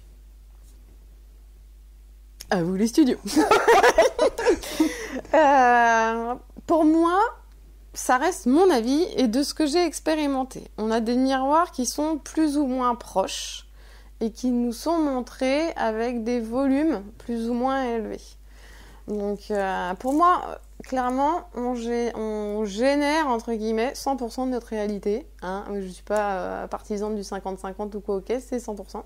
Et du coup, dans tout ce qui m'arrive, dans ces gens que je rencontre, dans ces expériences que je vis, que ce soit à l'intérieur, à l'extérieur, finalement, on s'en fout, finalement, que ce soit à l'intérieur, extérieur, puisque quelque part, c'est très mégalomane, mais c'est là où on va toucher le truc de « il n'y a que moi ».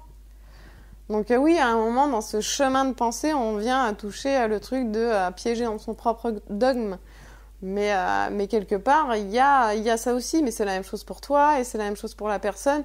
En fait, chacun, on est au centre de notre réalité, au centre de notre univers et tous nos univers s'entremêlent. Et du coup, l'univers de chacun va pour moi, j'entends toujours, réagir à des fréquences ou à des liens qui sont en place ou qui étaient en place, ou des fréquences voilà, qui sont à tel ou tel niveau. Et bah, du coup, des personnes vont comme par hasard se rencontrer, comme par hasard, ça va super bien matcher, nanana, nanana, nanana, ou comme par hasard, c'est hyper compliqué, cette personne-là, je l'aime pas. Tout ça, ça nous parle de nous, en fait.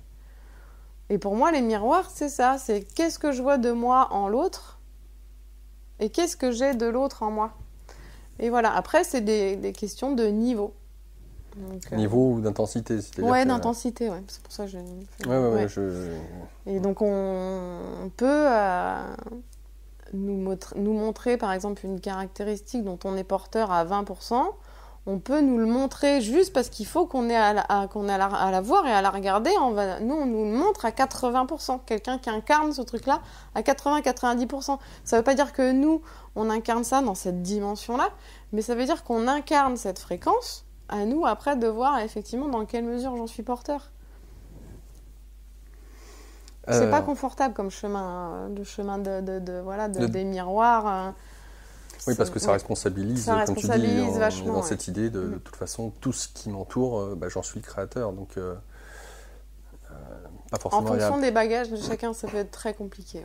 J'imagine que cette notion-là d'être créateur à 100%, tu la diffuses plus ou moins en fonction de ce que la personne est prête à entendre. Ça dépend. Je suis assez carte sur table, hein. Donc je vais peut-être pas le dire noir sur blanc, on est créateur à 100% de ce qui nous arrive, mais je vais utiliser des phrases qui vont vouloir dire la même chose.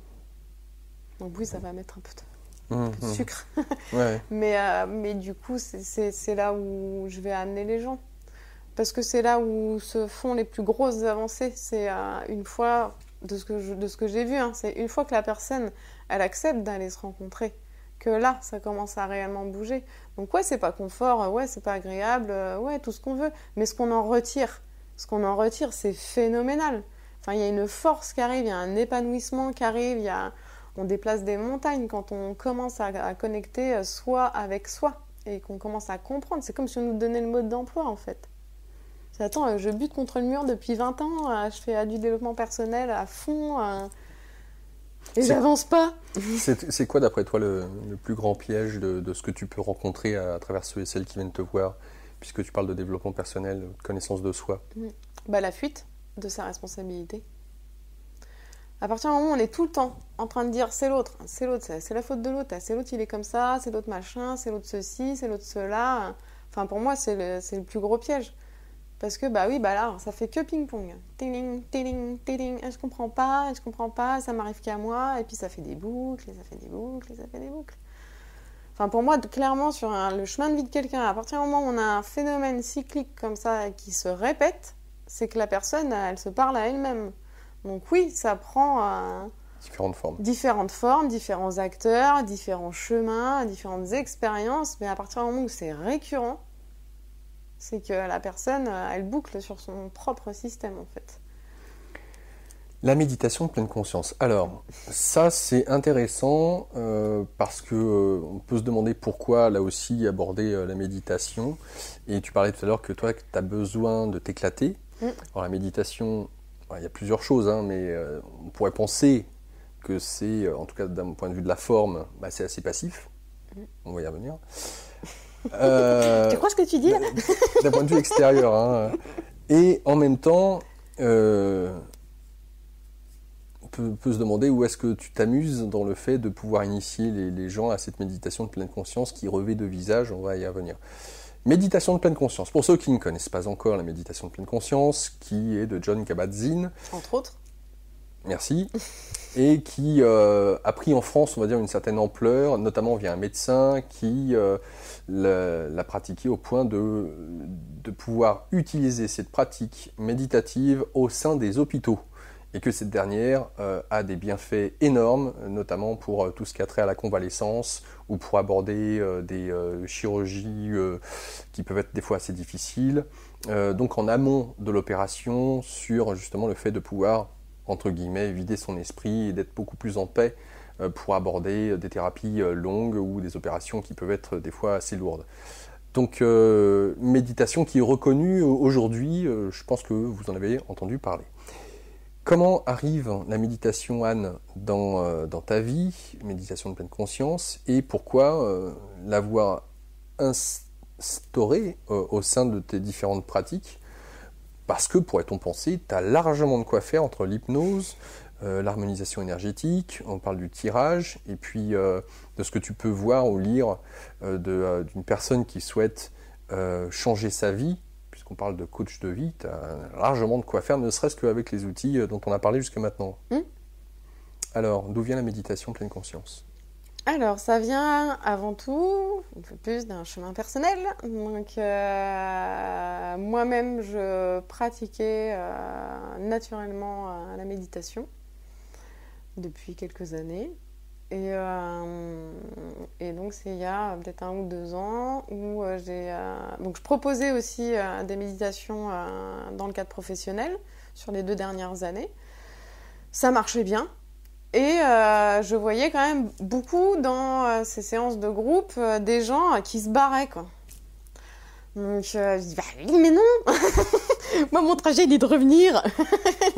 donc je trouvais ça intéressant et en même temps... pour moi, il y avait quelque chose qui... pas qui me dérangeait, mais je trouvais que ça manquait de justesse entre ce que je voulais amener et finalement le support de... Voilà, les autres, ils profitaient de l'ancrage pour se barrer, pour revenir avec... Donc j'étais là... Enfin bref, pour moi, je manquais... il y avait un besoin de structuration, en fait, dans ce que moi, je souhaitais amener dans sa dimension professionnelle.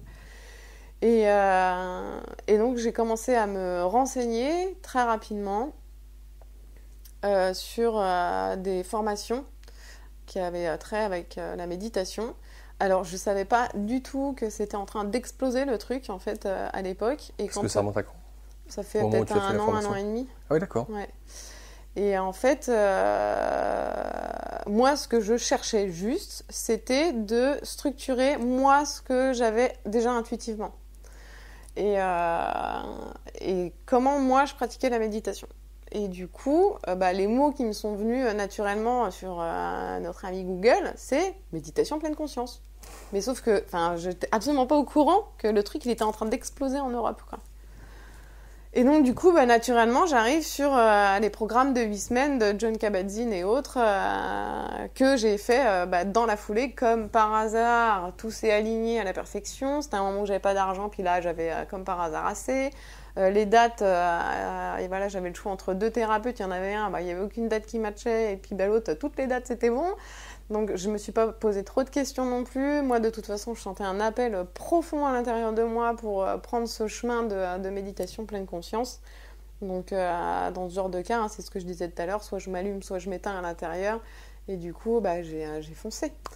Et j'ai absolument pas regretté. Je suis allée rencontrer les fondements de la méditation et j'ai vu le potentiel.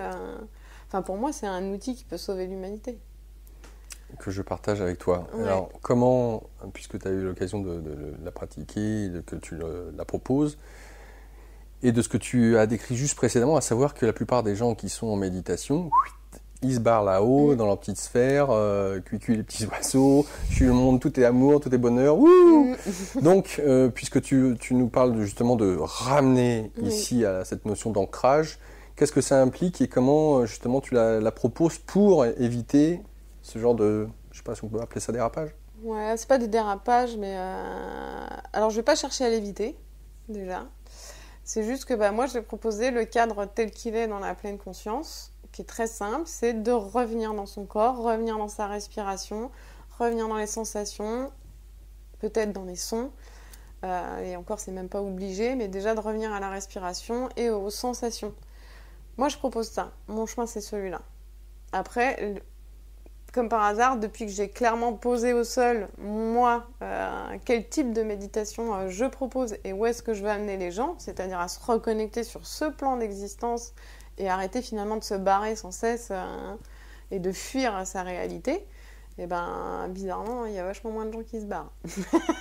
Ou en tout cas, c'est pas vers moi qu'ils arrivent. C'est quoi les plus grandes difficultés qu'ils ont Alors, juste avant que tu répondes à la question, on peut préciser pour les internautes que Anne propose 2 sessions pour toute l'année, donc 2017-2018, et ça va commencer là bientôt. Est-ce que tu peux nous donner les premières dates pour la première session d'apprentissage? Pour le cycle de pleine conscience, ouais. Du coup en octobre c'est le 12 octobre et après le 9 novembre. Donc 12 octobre pour toute l'année, c'est ça? 12 octobre, 9 novembre, en fait c'est une rencontre par mois de 3 heures. Et chaque mois on va visiter un fondement de la pleine conscience. Donc il y a 10 fondements au total. Donc voilà, ça s'étale de octobre à juillet. Octobre à juillet. Ok, donc il on y a peut retrouver sur le site internet toutes les dates, mais voilà, la prochaine, pour novembre, c'est le 9 et 10 novembre. Donc il y a un groupe qui ouvre à Angers et 2017, à Roche. je précise. 2017. Ouais, donc de toute façon, effectivement, vous avez toutes les dates, donc n'hésitez pas. Ça sera sur Angers, sur leplaisir-d'être-soi.fr pour en savoir plus. À travers la méditation de pleine conscience aussi, quelque chose que je trouve très intéressant et qu'on ne voit pas forcément souvent, l'auto-questionnement interne. Ah oui, alors ça, oui. C'est hyper intéressant. Donc ça arrive d'un autre stage, d'une autre formation. Mais effectivement, c'est tout un système d'auto-questionnement pour aller rencontrer sur quelle expérience a généré le blocage dans lequel je suis aujourd'hui. Quelle expérience de vie et quelle croyance j'en ai conclue. Et c'est la personne elle-même qui trouve la réponse. Oui, alors c'est plus facile guidé au départ. Hein. C'est pour ça que moi je le propose en séance individuelle, parce qu'au départ, tout seul avec soi-même, c'est compliqué. Hein. On tourne la tête. Hein. donc du coup, avec une guidance, par contre, c'est efficace, quoi. Enfin, c'est génial comme outil. Alors effectivement,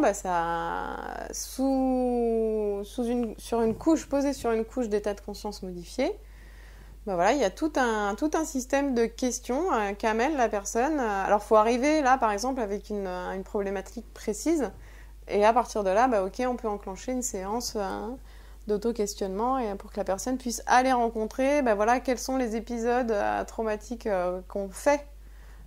Qu'aujourd'hui il y a blocage, donc c'est pareil, c'est comme un oignon, hein, ça peut faire différentes couches, avec l'état de méditation, d'être toujours dans cet accueil finalement de ce qui se passe, de ce qui nous traverse, de l'émotionnel qui est là, de vraiment être profondément connecté au souffle, à la respiration qui permet de véhiculer tout ça. Et donc aller chercher ces croyances fondamentales qu'on a posées, qu'on a déduites en fait de notre expérience.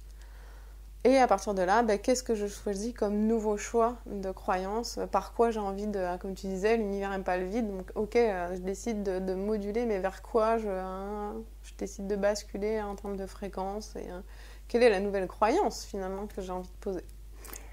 Alors, de ce que tu en as dit jusqu'à maintenant, on voit qu'il s'agit toujours d'états de conscience modifiés, altérés. La question que je me pose sincèrement, c'est imagine, je viens de voir. Bonjour.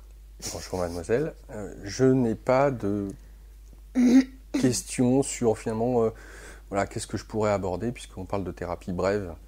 Je ne sais pas si la méditation de pleine conscience, notamment avec l'auto-questionnement interne, correspond à cette étiquette de thérapie brève. Ça, tu vas nous le dire. Mais en tout cas, au regard des différents outils et des états de conscience que ça peut amener, comment est-ce que la personne qui vient te voir peut d'elle-même choisir? Est-ce qu'elle te dit, voilà, je veux de l'hypnose, je veux de l'harmonisation énergétique, je veux de la méditation de pleine conscience, ou c'est toi qui la guide? Un premier rendez-vous, comment ça se peut être pour tout le monde pareil? Je ne sais pas comment ça se pose. Il y en a les gens ont plus tendance à arriver par l'outil.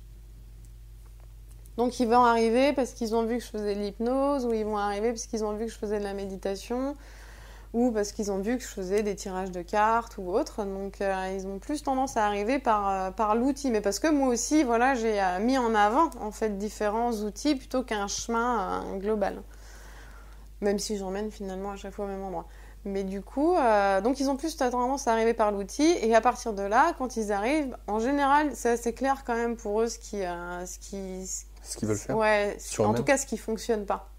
Qu'est-ce qu'ils vivent mal aujourd'hui? S'ils arrivent chez moi, c'est avec une problématique. Ouais, c'est qu'il y a une problématique ou quelque chose qui est un peu chafouin à l'intérieur et qui n'est pas clair. Et, même si c'est pas vraiment clairement identifié, il y a quand même des signes. La personne, elle sait que si elle est là, c'est qu'il y a des trucs qui tournent pas forcément rond pour elle et qu'elle est dans cette démarche d'aller mieux. Alors, est-ce que ce qui est intéressant, ce sera peut-être l'occasion pour cette interview d'ouvrir une nouvelle approche pour ceux qui viennent te voir.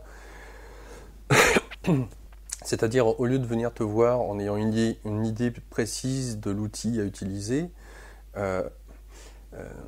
est-ce qu'il peut aussi t'arriver de recevoir quelqu'un qui n'a aucune idée de l'outil, auquel cas, j'imagine qu'il y a une première séance pour voir où est la personne peut-être dans sa vie, ce qu'elle vit, et de toi, parce que quand même, enfin, je dis ça, moi, ça me paraît une évidence, tu es thérapeute, tu as, comme tu parlais de ta caisse à outils, et tu sais certainement, au regard de ce que vit l'autre, quel est l'outil qui lui correspondrait le mieux, pour, en fonction de ta sensibilité, dire, bon, là, il va être réfractaire, ou là, c'est trop dur pour lui pour le moment, donc on va utiliser ça, enfin, voilà.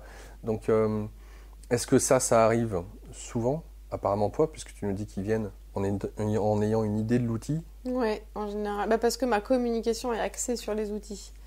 Donc, ils vont arriver principalement par l'outil. Mais effectivement, comme je disais tout à l'heure, il y a quelqu'un qui peut arriver via l'outil hypnose et qui va arriver avec une problématique qui est en lien avec le stress ou proche burn-out ou quoi au caisse. Et là, moi, naturellement, je vais les emmener vers la méditation. Pourquoi la méditation? Moi, la différence que je fais entre l'hypnose et la méditation, elle est très simple. C'est, avec l'hypnose, vous venez voir un opérant, on vous aide à vous mettre en état de conscience modifié, on vient travailler de manière thérapeutique sur la problématique et on vous ramène. Et en fait, avec la méditation, on apprend à faire ce chemin seul. C'est-à-dire qu'on va soi-même sur un état de conscience modifié, on va rencontrer ce qu'on a rencontré et on revient.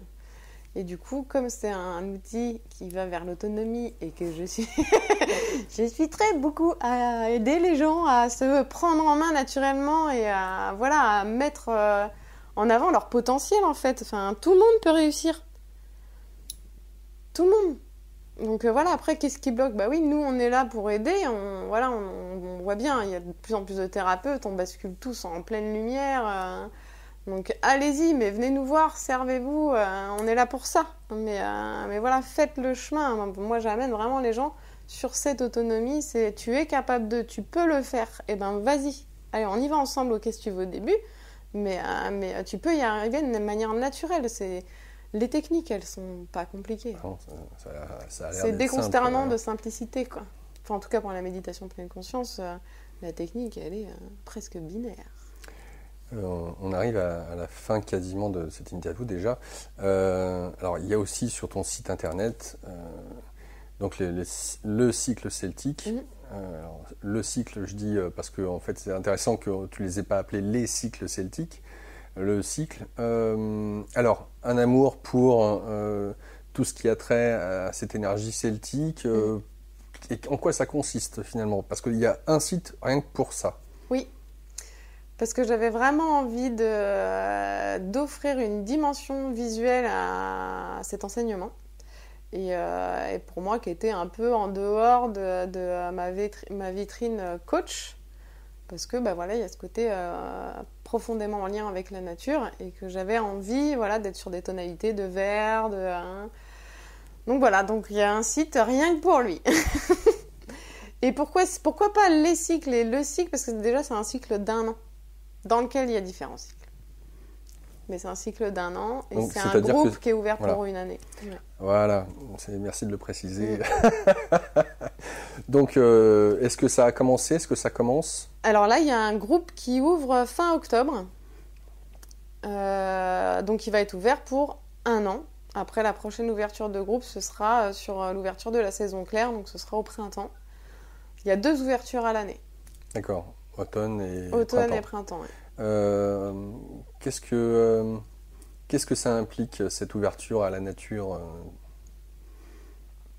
Elle est un peu large, ta question. Oui, bah oui. Oui, parce que finalement, déjà, on voit la notion de groupe. Oui, travail de groupe, Donc ça, conséquent. c'est une chose. Dynamique Contact de avec la groupe. nature. Donc là, on se déplace, on bouge. Pas toujours. D'accord, intéressant. Ouais. Qu'est-ce que ça implique finalement? En quoi c'est intéressant pour toi qui aimes t'amuser dans l'idée d'avoir le groupe? En quoi c'est intéressant pour toi de sortir dehors et de voir peut-être avec les esprits de la nature? Parce que je sais qu'on parle de ça notamment, mais pas que. Alors moi, j'en parle pas, par exemple, du cycle celtique. Sur ton site, c'est pas le cycle celtique? Il n'y a pas esprit de la nature dedans? Je pense pas qu'il y ait inscrit esprit de la nature. Je pense pas. M'étonne. Mais On peut-être. vérifiera. Mais chacun voit ce qu'il a envie de voir en fait dans ce lien avec la nature et dans ce lien avec les énergies. Pour chacun, c'est vraiment très profondément intime en fait. Et du coup, moi naturellement, j'ai pas posé ces termes énergétiques. Voilà, pour laisser la porte ouverte à chacun de voir ce qu'il a envie de voir aussi dans ce lien avec la nature. Moi, vraiment, les intentions profondes qui sont posées, c'est de reconnecter l'humain à la nature, au grand cycle de vie, que ce soit cosmique ou terrestre, et les grands cycles de saison. Et aussi, il y a 4 harmonisations qui sont proposées dans ce cycle, donc vraiment d'harmoniser l'humain avec l'eau, la terre. L'air et le feu. Non, la forêt et la lune. D'accord. La plupart du temps, il y a plus d'hommes, femmes. Est-ce qu'il y a... Ouais, il y a quand même 2 tiers, 1 tiers. 2 tiers de femmes et 1 tiers d'hommes. D'accord. Sachant qu'au début où je commençais à bosser, j'avais plus d'hommes que de femmes. Mais bon, comme moi j'ai bougé et que j'ai ouvert mon féminin, du coup, voilà, ça s'est équilibré. Et voilà, donc là, c'est à peu près 2 tiers, 1 tiers. D'accord, donc on voit en même temps que le cycle celtique, c'est une manière, entre guillemets, naturelle de se reconnecter à... Je ne sais pas pourquoi, j'y vois de la joie derrière beaucoup plus que, en tout cas, cette notion de travail sur soi, de connaissance de soi, avec la méditation, l'hypnose, tirage béline, harmonisation énergétique. Avec le cycle celtique, j'entends une sorte de redécouverte de nous en lien avec vraiment cette joie que peut nous offrir la nature, de ces différents cycles qui nous habitent, et de prendre de la légèreté avec notamment, je pense, la richesse du groupe. Alors moi, la légèreté, clairement, j'essaye de l'amener partout, avec la joie. Enfin, c'est une fréquence vraiment dont je suis porteuse. Et puis en plus, moi, le côté spirituel, hyper sérieux, c'est bon, quoi. C'est déjà assez compliqué d'aller se rencontrer, de se responsabiliser là-dedans. Donc plus je peux mettre de légèreté et de joie aussi dans mon accompagnement, plus ça va être présent. Enfin, vraiment, ça fait partie de qui je suis. Mais effectivement, du coup, avec le cycle celtique, on est sur des terminologies que j'ai posées vraiment en mon âme et conscience de célébration. Donc, on vient célébrer, on vient fêter un changement de saison ou le mouvement d'un astre. Et voilà, on se regroupe une fois dans le mois. Et par contre, la structure sur chaque rencontre est la même. Et il y a quelques rencontres qui se passent en extérieur, mais pas tant que ça. Alors, célébrer de quelle manière, par exemple? Est-ce qu'il y a des rituels? Est-ce que... Alors, il y a des pratiques, ouais. Il y a des pratiques qui sont proposées, vraiment pour mettre en mouvement le corps. Elles sont toujours en fin de journée. Une fois qu'on a fait tout le reste, voilà, à la fin, on vient mettre en mouvement le corps par une pseudo-ritualisation assez simple. Ça peut être de graver des bougies et voilà, de les laisser brûler toute la nuit avec des intentions. Ou ça peut être de simplement semer des graines dans un pot. Ça peut être un travail avec le feu aussi. Il y a 2 rencontres qui sont très en lien avec le feu. Une qui se passe à l'extérieur, l'autre à l'intérieur. Voilà. En fonction de chaque rencontre, la pratique est différente et elle est adaptée aux axes de la période.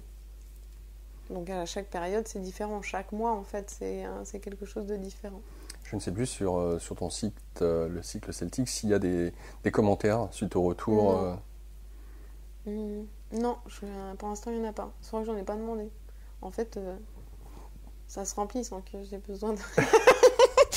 Est-ce qu'il y a un nombre maximum de personnes? Oui, il y a 9 participants pour des raisons purement pragmatiques et logistiques par rapport à l'installation des... Est-ce que vous faites ça chez toi ou... En fait, j'ai une salle qui est allouée aux professionnels chez moi et donc qui est assez grande. C'est un peu comme ici, en fait, c'est des combles qui sont aménagés. Et du coup, donc c'est une grande salle, mais pour être bien installé, sachant qu'on va rester la plupart du temps en huis clos pendant de 14 heures à 22 heures, donc c'est quand même conséquent. Voilà, faut qu'on soit bien installé aussi. Donc voilà, par rapport à la configuration du lieu, c'est 10 maximum, moi compris, donc c'est 9 places. Un autre élément que nous n'avons pas abordé, Anne, c'est que tu proposes une fois par mois des conférences. Oui. Donc, bien entendu, on peut retrouver toutes les dates et les endroits, les lieux où tu animes ces conférences sur ton site internet. Notamment, peut-être pour avoir un ordre d'idée, pour celle du mois d'octobre et celle du mois de novembre, si tu as souvenir des thématiques que tu proposes. Oui, la prochaine c'est début novembre à la Fête de la Conscience au Théâtre du Quai à Angers. Donc là c'est vraiment méditer, pourquoi, comment. Donc on est vraiment sur du basique parce que voilà, on entend beaucoup parler justement de méditation. Et je pense qu'il y a des gens qui se demandent pourquoi on en entend tant parler et qu'est-ce qu'il y a, c'est quoi la baleine sous le gravillon. donc voilà, méditer pourquoi comment. Je fais une conférence aussi chez Same Same, donc un lieu aussi à Angers, rue de l'Arro, où il y a beaucoup d'intervenants dans le domaine du développement personnel, voilà, qui proposent beaucoup d'activités. Donc là, ce sera le thème remettre le mental à sa juste place, parce que intéressant, ça. Ouais, souvent diabolisé et du coup alors que c'est avant tout un outil. Donc voilà, je creuserai un peu ce thème-là, même peut-être plus qu'un peu, je sais pas. On peut, oui, j'allais dire, pour précision, que tes conférences, tout au long de l'année, tu reprends quasiment pas la même thématique, donc elles sont une et uniques. Oui. Et pour l'instant, elles ne sont pas enregistrées. Non. Donc, pour ceux qui manquent la conférence, faudra peut-être attendre 6 mois, 1 an, avant que peut-être Anne réaborde le sujet. En tout cas, il est prévu, je crois, que tu puisses l'enregistrer au moins pour commencer en audio et puis peut-être par la suite en fonction la vidéo pour que ceux et celles qui sont intéressés aient une trace. C'est ça. Okay. Le plus vite sera le mieux. Je verrai bien ce que la vie me réserve en termes de temporalité. Mais ouais, ce serait bien d'accéder à ça pour les gens qui veulent voir. Donc voilà. Et sinon, autre conférence, donc ce sera à mi-novembre aussi. À novembre, il y a 3 conférences vraiment de prévues. Là, ce sera dans un salon et c'est sortir du pilote automatique et vibrer sa vie. Ça, on en entend beaucoup parler en méditation pleine conscience, le pilote automatique. C'est avancer sans réfléchir et subir tous les systèmes. Donc voilà, c'est sortir un peu, prendre du recul et redevenir maître du véhicule. Eh bien, voilà, on a fait le tour, s'il en est, on pourra aller encore beaucoup plus loin certainement. Mais je vous rappelle, pour ceux et celles d'entre vous qui nous écoutent, qu'aujourd'hui, nous accueillons Anne Montet-Jourdran. Voilà, j'espère que vous avez beaucoup apprécié la personnalité et l'énergie que vous propose Anne. En tout cas, voilà, j'ai eu l'occasion à travers notre contact de pouvoir voir ce que tu proposais et surtout l'énergie qui t'anime. Et en ça, je te remercie beaucoup de pouvoir proposer à tous ceux et celles qui le souhaitent bien cette découverte d'eux-mêmes dans la joie, avec beaucoup de douceur. On vous rappelle à vous qui nous écoutez le site internet leplaisirdêtre-soi toutattaché.fr ou encore cycle celtique au singulier.fr. N'hésitez pas à liker cette interview puisqu'on est sur YouTube. N'hésitez pas non plus, si vous voulez plus d'informations, à aller sur le site d'Immédiat, sur la page concernée de cette interview. Le lien est dans le descriptif sous la vidéo. N'hésitez pas à cliquer dessus pour en savoir plus. Voilà, donc un j'aime ou j'aime pas, un commentaire, voilà. Et puis si vous souhaitez en savoir plus et contacter Anne, c'est là aussi sur les liens que vous retrouvez sur Immédiat, la page concernée, ou tout simplement parce que vous avez entendu cette interview et que vous dites « Ah oui, leplaisirdêtre-soi.fr, je comprends ». Facebook aussi. Oui. Là où on peut retrouver l'agenda. Exactement, et tout est sur la page d'Immédiat concernée. Voilà. Donc, Anne, un grand merci. Donc. Merci beaucoup. Et puis, écoute, je te souhaite bon vent et bonne continuation, plein de joie pour la suite. Merci beaucoup. Au revoir Anne. Au revoir. Au revoir à tous et à la prochaine.